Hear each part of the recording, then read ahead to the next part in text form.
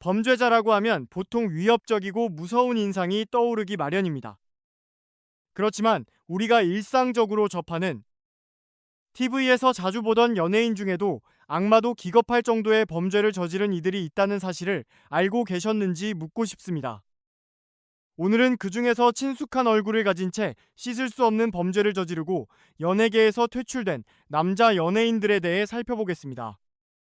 자신이 자신의 인생을 완전히 망가뜨려 버렸다는 생각밖에 들지 않네요. 먼저 이면식입니다. 많은 연예인들이 음주운전으로 방송활동이 중단되고 큰 비판을 받았습니다. 이들은 모두 반성하고 강력한 처벌을 받아야 마땅하지만 그 중에서 음주운전의 끝판왕이라 할 수 있는 연예인은 이면식입니다. 과거 국민 아버지 역할로 유명했던 그는 한때 해피투게더에 출연하여 자신이 음주운전 7회로 처벌받은 사실을 매우 당하게 밝혔습니다. 그는 만취 상태로 음주운전을 하여 면허가 취소된 후에도 또다시 무면허 상태로 음주운전을 반복한 것입니다. 7차례에 걸쳐 살인미수 수준의 음주운전을 저지른 그가 예능 프로그램에서 웃으며 그 이야기를 한다는 것이 매우 놀라운 일입니다. 다음은 차주혁입니다. 혼성그룹 남녀공학에서 열혈강호라는 이름으로 활동했던 그는 배우로서도 여러 작품에 도전했으나 그와 함께 알려진 악명 높은 범죄 이력은 그의 이미지에 큰 그림자를 드리웠습니다. 1990년대에 서초구 잠원동 근처에서 살았던 이들은 대부분 그가 저지른 악행을 알고 있었다고 합니다. 그는 미성년자 시절 일진 출신으로 학교 폭력은 물론 강간 등의 중범죄를 저질렀던 것으로 알려져 있습니다. 이런 논란 속에서도 연기자로 전향했지만 여론의 반응이 부정적이어서 결국 소속사에서 퇴출되었습니다. 그는 이후 병역 의무를 마친 뒤 조용히 지내는 듯 했으나 2016년에는 캐나다로 마약인 케타민을 밀반출하려다 적발됩니다. 또 다른 마약인 엑스터시와 대마초, 케타민 등을 서울의 호텔과 리조트에서 지인들과 함께 투약하며 서울지방경찰청 국제범죄수사대에 입건되었고 이 과정에서 음주운전 중 3명을 차로 들이받아 상해를 입히기도 했습니다. 그 후 징역 1년 6개월을 선고받고 출소한 차주혁은 11일 뒤 아파트에서 소란을 피우다 퇴거 불응 및 모욕죄 혐의로 또다시 체포되었습니다. 이 과정에서 또 마약을 투약한 사실이 드러나 구속영장이 발부되었습니다. 그의 활동은 저조했지만 여전히 화려한 생활을 이어갔습니다. 골프 투어, 해외여행, 슈퍼카와 명품 시계를 자랑하며 과거 그의 아버지가 조폭의 일원이라는 소문이 사실일지도 모른다는 의문을 낳게 했습니다. 다음은 남태현입니다. 과거 그룹 위너의 멤버였던 남태현은 논란이 끊이지 않는 인물로 그의 행동 중 문제가 되지 않은 것이 거의 없을 정도였습니다. 학창시절에는 문제아로 낙인 찍혀 강제 전학을 가야 할 상황에 이르기도 했다고 전해지는데 당시 소속사인 YG 엔터테인먼트 덕분에 그의 일진 논란은 조용히 묻혔습니다. 하지만 위너 탈퇴 이후 남태현의 문제는 본격적으로 불거지기 시작했습니다. 무대에서 팬들에게 소리를 지르거나 공연 중 흡연을 하는 등의 논란이 끊이지 않았고 연애 문제로도 여러 차례 언론에 오르내렸습니다. 정여원, 손담비와의 열애설이 불거지며 그의 연애가 복잡하게 얽혀 보였고 이번에는 그 복잡한 연애 관계가 직접적인 피해자를 낳게 되었습니다. 가수 장재인은 자신의 인스타그램에 남태현과 관계를 맺었던 한 여성이 자신에게 보낸 DM을 공개했습니다. 메시지에는 남태현이 장재인과 교제 중 다른 여성과 바람을 피웠다는 내용이 담겨 있었고 그 여성은 소속사에서 장재인과 남태현이 결별했다고 듣고 남태현과 만났으나 지인이 영화관에서 두 사람을 목격한 뒤 자신이 속았다는 사실을 깨달았다고 밝혔습니다. 배신감을 느낀 여성은 이 사실을 장재인에게 알린 것입니다. 사건이 공개된 후 남태현은 거센 비난을 받았습니다. 장재인은 남태현으로부터 사과를 받았다고 밝혀 논란을 잠재우려 했으나 남태현이 방송에서 장재인과 결별 후 다른 여성을 만났기 때문에 양다리가 아니었다고 발언하면서 거짓말 논란이 일었습니다. 이에 장재인은 큰 실망을 하며 이런 비열한 거짓말까지 참아야 하느냐며 강경히 대응할 것임을 예고하고 분노를 표출했습니다. 남태현은 한동안 방송에서 모습을 감추었지만 또 다른 논란이 불거졌습니다. 하트 시그널 시즌3에 출연했던 서민재가 자신의 인스타그램에 남태현과 관련된 폭로글을 올렸습니다. 원래 성실하고 올바른 이미지로 알려졌던 서민재는 남태현과 교제한 후 눈에 띄게 마르고 술에 취한 듯한 모습을 보여 주변의 우려를 샀습니다. 2022년 8월 서민재와 남태현은 텔레그램을 통해 필로폰을 구매하고 서울 용산구에 위치한 서민재의 자택에서 함께 투약한 혐의로 기소되었습니다. 같은 해 12월에는 남태현이 해외에서 단독으로 필로폰을 투약한 혐의도 추가로 제기되었습니다. 2024년 1월 18일 법원은 남태현에게 징역 1년에 집행유예 2년을, 서민재에게는 징역 10개월에 집행유예 2년을 선고했습니다. 서민재와 남태현 사건은 단순히 마약 투약을 넘어서 데이트 폭력 의혹까지 불거지며 큰 논란이 되었습니다. 서민재는 남태현과의 관계에서 폭력을 당했다고 SNS에 공개하며 사건은 더 복잡해졌고 남태현으로부터 신체적, 정신적 피해를 입었다고 주장했습니다. 이에 대해 남태현은 서민재의 폭력 주장을 부인했으며 양측의 주장이 서로 엇갈리면서 법적 다툼으로 이어졌습니다. 법원은 양측의 진술과 증거를 종합해 조사한 후 남태현에게 보호관찰과 재활 프로그램 이수 명령을 내리며 사건을 종결했습니다. 대중들은 서민재가 잘못된 사람을 만나 인생이 망가졌다는 의견을 내놓기도 했습니다. 특히 남태현은 마약 혐의가 보도된 이후에도 자숙하는 모습 없이 태국에서 공연을 하거나 클럽에서 DJ 활동을 이어가며 논란을 계속 일으켰습니다. 또한 음주운전 사고를 일으켰음에도 불구속 기소 처분을 받으면서 많은 사람들이 충격을 받았습니다. 그 후 남태현은 추적 60분에 출연해 자신이 마약 중독 치료 재활센터에서 치료 중이며 5억 원의 빚과 연체된 카드값이 있다고 고백했습니다. 이는 마치 동정을 구하려는 모습처럼 비쳤지만 결국 재활센터에서 치료를 받고 있다는 점이 고려되어 불구속 기소 처분을 받은 것으로 보입니다. 남태현은 여성 문제와 마약 문제로 주변 사람들까지 곤경에 빠뜨리는데 남다른 능력을 지닌 듯 보입니다. 다음은 이병헌입니다. 이병헌은 사생활 논란에 자주 휘말렸지만 뛰어난 연기력으로 이를 극복하며 여전히 정상급 배우로 자리매김하고 있습니다. 사람들 사이에서는 그를 싫어하더라도 그의 연기는 부정하지 말라는 말이 있을 정도입니다. 이병헌은 여러 스캔들을 겪었고 그의 자유로운 연애 방식이 결국 문제로 불거졌습니다. 2009년 캐나다 교포 여성 A씨는 이병헌이 결혼을 약속하며 자신을 속였다며 소송을 제기했습니다. 당시 여러 루머가 돌고 있었던 터라 이 사건은 더욱 큰 파장을 일으켰습니다. 그러나 이 사건은 단순한 전 연인과의 문제로 끝나지 않았습니다. A씨는 강병규의 애인과 가까운 친구였으며 이병헌은 강병규와 A씨가 공모해 자신에게 거액을 요구했다고 주장하며 법적 대응을 시작했습니다.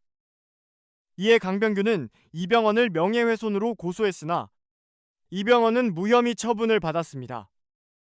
반면 강병규는 공갈죄로 기소되었고 대중의 비판을 받으며 결국 몰락하게 됩니다. 강병규는 이 사건 이후 큰 충격을 받아 이병헌의 촬영장을 찾아가 항의했으나 두 사람의 갈등은 끝내 해결되지 않았습니다. 이 과정에서 드라마 제작사 사장과 신체적 충돌까지 벌였고 이후 강병규는 SNS를 통해 이병헌을 지속적으로 비난했지만 사람들은 그를 자격지심과 질투로 해석하며 그의 발언에 주목하지 않았습니다. 하지만 시간이 지나면서 강병규의 말에 어느 정도 신빙성이 있음을 입증하는 사건이 다시 발생합니다. 2014년 이병헌이 외도를 시도하다 50억 원의 협박을 받는 사건에 휘말린 것입니다. 걸그룹 글램의 멤버 김다희가 모델 이지연과 함께 이병헌과 만난 자리에서 이지연이 잠시 자리를 비운 사이 이병헌은 김다희에게 성적 발언을 했습니다. 김다희는 이를 몰래 녹음하였고 분노한 이지연은 50억 원을 주지 않으면 영상을 공개하겠다며 이병헌을 협박했습니다. 이병헌은 협박에 응하지 않고 경찰에 신고했지만 본질적으로 그가 이지연과 부적절한 관계였다는 사실이 드러났습니다. 이지연은 그와 진지한 관계를 맺고 있다고 생각했으나 이병헌이 자신과 친한 김다희에게까지 접근한 행동에 배신감을 느끼고 이 사건을 벌인 것으로 보입니다. 당시 상황에 대한 디스패치의 간략한 요약에 따르면 이병헌은 여러 차례 이지연과 김다희를 만나 술을 함께 마셨습니다. 이병헌은 이지연에게 성적인 농담을 던지며 관심을 표현하려고 했으나 여러 번 이지연의 연락처를 요청했음에도 거절당했습니다. 세 번째 만남에서 김다희가 늦게 도착했을 때 이병헌은 갑작스럽게 이지연을 껴안고 성관계를 요구했지만 이지연은 단호히 거절했습니다. 이병헌은 고가의 선물로도 이지연의 마음을 얻지 못한 것에 화가 났으나 별다른 대응 없이 침묵할 수밖에 없었습니다. 이후 김다희가 도착해 세 사람은 함께 술을 마셨고 이때 이병헌은 김다희에게 접근하며 저속한 발언을 했습니다. 이병헌의 저속한 발언은 김다희가 휴대폰으로 녹음했고 김다희는 이를 통해 이병헌을 성희롱으로 고발하겠다고 위협했습니다. 이 사건 과정에서 이지연이 SNS에 이병헌에게 받은 선물을 자랑했던 사실이 드러나면서 불륜이 사실로 밝혀졌고 이로 인해 이병헌의 평판은 급격히 추락했습니다. 그 당시 이병헌은 로맨틱, 성공적이라는 말로 조롱을 받으며 현재까지도 그 사건으로 많은 사람들에게 비판을 받고 있습니다. 특히 그의 아내 이민정은 사건 당시 임신 중이었던 것으로 알려져 대중의 안타까움을 자아냈습니다. 이처럼 평판이 좋지 않은 상황에도 불구하고 이병헌은 탁월한 연기력 덕에 꾸준히 활동을 이어가고 있으며 최근 둘째 아이도 얻었다고 합니다. 이민정이야말로 진정한 인내심을 가진 사람이라 할 수 있겠습니다. 다음은 김정훈입니다. 김정훈은 노래뿐만 아니라 연기에서도 활발히 활동하며 최근까지 유엔의 멤버로 알려져 있습니다. 2019년에는 연애 프로그램 연애의 맛에 출연해 김진아와의 로맨틱한 분위기로 많은 시청자들에게 설렘을 안겼습니다. 프로그램의 특성상 출연자는 교제하는 사람이 없어야 했고 이에 따라 사전 미팅이 진행되었습니다. 그때 김정훈은 자신이 2년째 솔로라고 밝혔습니다. 그러나 사실 그는 여자친구가 있었고 그녀는 그의 아이를 임신 중이었습니다. 김정훈은 임신한 여자친구에게 아이를 낳지 말고 임신을 중단하라고 요구했다고 전해졌습니다. 여자친구가 집 계약이 끝나 본가로 돌아가겠다고 하자 김정훈은 집을 구해주겠다며 임대차 보증금 1,000만 원과 월세를 지원하겠다고 약속했지만 실제로는 계약금 100만 원만 지급하고 연락을 끊었다고 알려졌습니다. 여자친구는 아이와 함께 살아갈 길이 막혀지자 약속된 보증금과 월세를 청구했습니다. 김정훈은 이를 부인하며 사실이 아니라고 주장하며 친자가 맞다면 양육에 대한 모든 책임을 지겠다고 밝혔습니다. 또한 그는 악플에 시달리며 2차 가해를 당했다고 언플을 하기도 했습니다. 여자친구는 자신이 문란한 여성으로 몰리는 것에 억울함을 느끼며 친자 확인에 응하겠다고 했지만 모든 기사는 그녀에게 불리한 내용만 보도되었습니다. 만삭인 상태에서 이어지는 비난과 소송에 부담을 느낀 그녀는 결국 고소를 취하했고 그 후 김정훈은 일본 활동을 시작하며 유료 팬 행사도 진행했습니다. 김정훈은 마치 꽃뱀에게 당한 것처럼 행동하며 뻔한 태도를 보였으나 결국 사실을 숨길 수 없게 되었습니다. 유전자 검사 결과 김정훈의 아이가 맞다는 사실이 밝혀졌고 그는 자신이 아버지라는 사실을 부인하며 임산부에게 모든 비난과 책임을 전가했습니다. 결국 자신의 잘못에 대한 책임을 지안으려 하며 이미지 실추를 이유로 임산부에게 1억 원의 소송을 제기한 사실이 드러나 충격을 안겼습니다. 범죄자를 상할 때 떠오르는 험악한 얼굴 대신 TV 속에서 웃으며 대중의 사랑을 받았던 연예인의 얼굴을 떠올리게 될 줄 누가 알았을까요? 하지만 현실은 더 끔찍합니다. 연예인의 가면을 쓴 이들이 저지른 범죄는 악마도 놀랄 만큼 잔혹하고 피해자와 그 가족들에게 씻을 수 없는 상처를 남겼습니다. 오늘은 화려한 스포트라이트 뒤에 숨겨진 잔혹한 진실, 범죄를 저지르고도 연예인이라는 명목으로 살아가고 있는 이들의 현재 상황을 조명합니다. 그들의 범죄는 단순한 실수로 치부할 수 없는 대중과 피해자들을 철저히 배신한 악질적인 행동입니다. 피해자 가족들은 그들은 더 이상 연예인도 사람이기를 멈췄다며 울분을 토합니다. 이들의 현재 상황을 살펴보며 사회가 이런 이들에게 결코 관용을 베풀어선 안 된다는 점을 다시 한번 상기해야 할 것입니다. 아버지에 이어 2대째 연기자의 길을 걷던 배우 조연기. 훗날 예능에서는 연예계의 큰 형님으로 대접을 받게 되지만 당초에 그는 깡패 두목, 기둥 서방, 폭력적인 남편 등 사나운 인상의 악역 전문 배우로 사람들의 주목을 받지 못했습니다. 그렇게 단역의 무명 연기자의 삶을 살아가던 중 바로 그 사건이 터지게 됩니다. 1991년 8월 4일 국방부 홍보영화 촬영차 강원도 정선에 갔었던 조연기. 영화 촬영을 하던 중 제작진 일행과 회식을 하게 되었는데 여기서 조연기가 술에 만취가 되어 자신의 소나타 승용차를 운전하다 그만 지나가던 행인을 치게 된 것입니다. 조연기의 차에 치인 행인은 30대의 여성이었습니다. 그리고 이 여성은 안타깝게도 결국 사망하게 됩니다. 이것만 해도 엄청난 사건인데 문제는 그 다음이었습니다. 바로 조연기가 술에 취해 차로 사람을 친 것에 이어 그 시신을 유기한 것입니다. 차에 치여 사망한 행인을 사고 현장에서 불과 12m 떨어진 도로, 숲속에 묻어 시신을 유기한 뒤 다시 차로 돌아와 차에서 잠을 청했습니다. 이후 사건 발생 7시간 만에 현장에 도착한 경찰에 의해 조연기는 곧바로 체포되었습니다. 사고 현장에서 불과 12m 옆에 시신을 유기하고 차로 돌아와 잠을 잤다니 정말로 술에 만취했던 것 같습니다. 하지만 아무리 그래도 보통 사람이라면 아무리 술에 만취했더라도 시신을 유기한다는 생각은 물론 이를 실제로 실행에 옮긴다는 것은 상도할 수 없는 일입니다. 그런데 이해되지 않는 일은 이것만이 아니었습니다. 현장에서 바로 체포되어 구속된 조연기는 재판 과정에서 심신미약을 이유로 감형받아 겨우 징역 3년을 선고받았습니다. 이후 최종적으로 징역 5년을 선고받게 되었는데요. 술에 취해 운전하다 사람을 치고 사망하게 만든 데다가 시신을 유기했는데도 겨우 징역 5년이라는 사실에 사람들은 분노했습니다. 피해자는 한창 때의 30대 여성이었습니다. 무언가 납득되지 않는 판결입니다. 그런데 더욱 황당한 것은 이후 조연기가 수감 생활을 겨우 2년 만에 가석방으로 풀려났다는 사실입니다. 1991년 8월 사고가 발생하고 1993년 김영삼 정권이 들어서면서 가석방 조치를 받은 조연기는 2년 남짓의 수감 생활을 마치고 석방되었습니다. 피해자의 가족들은 이런 사실을 모르지 않았을 텐데 이를 보고 어떤 기분이 들었을지 가슴이 아픕니다. 피해자의 고통은 여기서 끝나지 않았습니다. 사고가 난 1991년 8월 그리고 1993년 가석방으로 풀려난 조연기는 같은 해 4월 MBC 베스트 극장에 출연하며 활동을 재개하기 시작했습니다. 말 그대로 나오자마자 바로 방송에 얼굴을 비춘 셈입니다.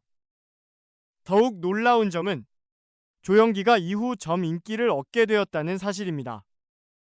코믹한 모습으로 예능 프로그램 일요일 밤에서 팝송을 부르며 큰 사랑을 받게 된 그는 이후 수십 년간 큰 형님이자 편안한 아저씨 같은 이미지로 톱스타의 자리를 유지하며 활약했습니다. 피해자와 피해자의 가족들은 어떠한 심정으로 이러한 상황을 지켜보았을까요? 텔레비전만 틀면 조연기가 나오는 모습을 보며 얼마나 마음이 아팠을지 상하기조차 어렵습니다. 조연기는 2017년까지 예능 방송에서 활약했습니다. 요즘 같았으면 상조차 할 수 없는 사건의 주인공인 조연기가 이렇게까지 오래 활동할 수 있었던 이유는 당시에는 그가 주목받는 연예인이 아니었기 때문입니다. 또한 지금처럼 인터넷이 발달하지 않았기에 사람들이 이러한 내용을 잘 몰랐던 것도 한몫했습니다. 그러나 2010년 이후 인터넷이 발달하며 조연기의 과거 사건도 다시 재조명되기 시작했습니다. 사람들이 그의 과거를 알게 되자 비난은 점 거세졌고 조연기는 이에 대해 무대응으로 일관했습니다. 하지만 비난 여론이 좀 더 심해지자 그는 2017년 인기 예능 프로그램 황금알을 마지막으로 방송계에서 완전히 자취를 감추게 되었습니다. 그렇게 한동안 모습을 볼 수 없었던 조연기. 사람들은 서히 그의 이름을 잊어갈 즈음 그의 복귀 소식이 들려왔습니다. 하지만 이번 복귀는 TV 방송이 아닌 유튜브를 통해서 이루어진 것이었죠. 우리가 잊고 살아온 지난 추억 속 이야기를 소환한다는 취지의 유튜브 채널이었습니다. 그러나 이러한 주제는 조영기와는 전혀 맞지 않는 느낌이었습니다. 그럼에도 그는 유튜브를 통해 다시 기회를 노리려 했습니다. 하지만 이제는 많은 사람들이 그의 과거를 알고 있었기에 대중의 반응은 냉랭했습니다. 결국 조영기는 꾸준히 영상을 올리는 듯 했지만 어느 순간부터 새 영상을 올리지 않았습니다. 이후 2021년까지 그는 유튜브 활동을 중단했고 이로 인해 그의 소식은 완전히 끊겼습니다. 이제는 유튜브뿐만 아니라 어떠한 인터넷 공간에서도 그의 흔적을 찾을 수 없게 된 것입니다. 그러던 중 뜻밖의 제보가 나오게 됩니다. 본인이 조영기를 봤다며 지금 내 눈앞에 조영기가 있다는 제보와 함께 올라온 사진 속 조영기는 함께한 일행들에게 자신의 휴대폰을 보여주고 있었습니다. 그동안 우리가 조영기의 모습을 전혀 볼 수 없었던 이유는 그가 국내가 아닌 미국 필라델피아의 한인 마을에 머물고 있었기 때문입니다. 이러니 당연히 그의 모습을 전혀 볼 수 없었던 것이죠. 사진 속 조영기는 초라한 모습이었습니다. 왜 그는 미국으로 갈 수밖에 없었을까요? 주변 사람들은 이렇게 이야기합니다. 첫째, 상했던 것 이상으로 많은 사람들이 조영기의 과거 사건을 알고 있었고 주위 사람들의 따가운 눈초리와 비난 속에서 한국에서는 도저히 살아갈 수 없었기 때문입니다. 둘째, 가족 문제입니다. 조영기는 2명의 아들을 두고 있는데 두 아들도 연예인 아버지의 피를 이어받아 각자의 길을 걷고 있습니다. 첫째 아들은 힙합 음악을 하는 래퍼이고 둘째 아들은 아버지를 이어 배우로서 연기자의 길을 걷고 있다고 합니다. 그런데 조영기는 방송에서는 코믹하고 유쾌한 이미지를 보여줬지만 집안에서는 말 한마디 하지 않는 그야말로 무뚝한 아버지였다고 합니다. 그는 자식들과도 거의 대화를 하지 않는다고 전해지는데요. 특히 연기를 하는 둘째 아들과는 관계가 아주 소원하다고 합니다. 둘째 아들은 자신이 아버지를 닮지 않고 어머니를 닮았다고 말하며 아버지와 거리감을 느껴왔다고 합니다. 게다가 연기 생활을 하면서 사람들로부터 조영기의 아들이라는 시선을 받으며 극심한 스트레스를 겪었다고 합니다. 이러한 이유로 부자 간의 관계는 더욱 어색해졌다고 합니다. 결국 아버지로서도 배우로서도 더 이상 한국에서 자리를 잡을 수 없었던 조영기는 미국 필라델피아의 한인 마을에서 지내고 있는 듯합니다. 초라한 그의 근황을 보면 여러 가지 속사정을 짐작할 수 있습니다. 여러분은 어떻게 생각하시는지요? 이러한 조영기의 초라한 근황이 조금 안타깝다고 생각하시는지 아니면 그가 당해도 마땅하며 지금의 상황조차 부족하다고 생각하시는지 의견이 엇갈릴 것 같습니다. 마지막은 오지호입니다. 2007년 1월 강남 템프로 업소에서 근무하던 28세 안나라는 여성이 자신의 서초동 아파트에서 극단적인 선택을 하는 사건이 발생했습니다. 어쩌면 이 사건은 어느 호스티스의 죽음이라는 제목으로 사회면 구석을 장식하고 끝났을지 모르는 일이었습니다. 그러나 톱스타와 안나가 연인 사이였다는 사실이 알려지며 모두를 놀라게 했습니다. 그리고 얼마 지나지 않아 그 톱스타가 오지호라는 사실이 밝혀지면서 연예계는 큰 충격에 휩싸였습니다. 애초에 이 사건은 연예부가 아닌 문화일보 사회부를 통해 처음 보도되었는데 이는 경찰이 안나의 죽음을 조사하는 과정에서 뒤늦게 오지호의 존재가 드러났기 때문이었습니다. 이 소식이 경찰서를 출입하는 기자들에게 전해지면서 템프로 아가씨와 톱스타의 사랑이라는 기사가 쏟아지기 시작했습니다. 그러나 기사를 접한 오지호 측은 보도된 내용이 사실이 아니라며 강력한 법적 대응을 예고했습니다. 강남 템프로에서 일했던 안나는 일반 손님뿐만 아니라 연예인들 사이에서도 지명도가 높았던 에이스 중 에이스였습니다. 당시 안나의 미모와 매너가 뛰어났던 탓에 업소들 사이에서는 그녀를 스카우트하려는 경쟁이 벌어질 정도였다고 합니다. 한 매체는 안나와 절친했던 김마담을 찾아 인터뷰를 진행했는데 김마담은 갑작스레 세상을 떠난 안나를 향한 안타까운 마음과 함께 사랑하던 연인이 세상을 떠났음에도 장례식장에 나타나지 않은 오지호에 대한 섭함을 숨기지 못했습니다. 사건이 보도되었을 당시 안나의 사망 이유가 오지오 때문이 아니냐는 소문이 돌았습니다. 이에 대해 김마담은 이렇게 답했습니다.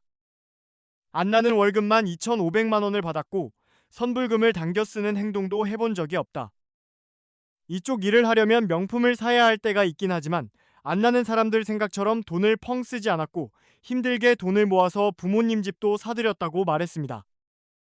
안나가 그렇게 가고 나니 인터넷에서는 수입차를 타고 다녔다느니 어쨌다느니 떠들던데, 사실 안나는 SM5 구형을 몰았으며 오지오가 기죽지 말라며 옷 사주고 차 사주고 돈도 줬던 건 맞지만 안나가 사치를 했다면 그건 오지오에게 한 것이라며 입술을 깨물었습니다. 김 마담의 설명에 따르면 안나의 출중한 미모와 싹한 성격 덕분에 그녀를 마음에 두고 있던 남성이 한둘이 아니었다고 합니다. 그러나 아무리 돈이 많고 이름 있는 사람이 접근해도 안나는 진지한 관계가 아니면 거절했다고 합니다. 안나와 오지오의 첫 만남에 대해 김마담은 오지오가 안나를 많이 따라다녔다고 회상했습니다. 2005년 이맘때쯤 처음 안나를 보고 반했는지 많은 사람에게 소개해달라고 부탁도 하고 계속 문자 메시지를 보내기도 했으며 새벽 퇴근 시간까지 기다리며 애를 썼다고 합니다. 처음에는 오지오가 그렇게 매달렸지만 연인이 된 후에는 상황이 반대가 되었습니다. 안나는 한창 놀 나이임에도 나이트 가지 말라고 하면 안 갔고 술을 마시지 말라고 하면 마시지 않았다고 합니다. 출근하면서 밥을 차려놓고 밥 먹고 자라고 쪽지를 적어놓으면 오지오는 그 아래에다가 기분 좋다 사랑한다고 답장을 써놓고 기다리곤 했습니다. 오지오도 안나를 정말 자랑스러워했으며 안나가 일할 때면 전화를 해서 밥은 먹었는지 언제 오는지 정말 잘 챙겼다고 합니다. 김마담은 둘이 정말 예쁘게 만났다고 회상했습니다. 하지만 오지오가 감당하지 못한 것은 안나의 직업이 텐프로 업소에서 일하는 여성이라는 사실이었습니다. 오지오는 배고픈 무명 시절 안나의 지원을 받아 버텨냈음에도 불구하고 그녀의 직업을 창피하게 여겼던지 안나의 정체를 주변에 철저히 숨겼습니다. 이에 대해 김마담은 둘이 사귈 때 안나의 친구들은 모두 알고 있었지만 오지오 친구들은 아무도 몰랐다고 말했습니다. 한 번은 술에 취한 안나가 단 한 번만이라도 오빠 친구들에게 여자친구로 소개되는 게 소원이라고 속마음을 털어놓았지만 그래도 오지오에게는 티를 내지 않았다고 합니다. 품위 유지시켜준다고 외제차 사주고 옷 사주면서 본인 빚은 나날이 늘어갔지만 안나는 자기 빚에는 신경 쓰지 않았다고 합니다. 김마담은 이어 안나 친구들과 함께 충고를 해본 적이 있다고 했습니다. 지금은 무명이라 잘해주지만 뜨고 나면 헌신짝처럼 버릴 것이라고, 힘들게 밤에 일하는 거 알면서 월세 한번 안 내주는 사람이니 뻔하지 않냐고 말했습니다. 그때 안나는 오빠가 그냥 아주 평범한 사람이었으면 좋겠고 자신이 뒷바라지해도 괜찮다며 마음을 표현했다고 합니다. 그러나 김마담과 친구들의 걱정은 현실이 되었습니다. 2006년 오지오가 환상의 커플로 대박을 치며 태도가 변하기 시작했다는 것이었습니다. 그리고 진짜 문제는 이후 두 사람이 함께 떠난 홍콩 여행에서 벌어졌습니다. 김마담은 당시 상황에 대해 원래 안나와 오지오가 가끔 해외여행을 갔고 지난 연말에도 둘이 홍콩으로 함께 여행을 떠났는데 오지오가 여행 중에 너 말고도 내가 사랑하는 게 더 많이 생겼다며 결별을 선언했다고 설명했습니다.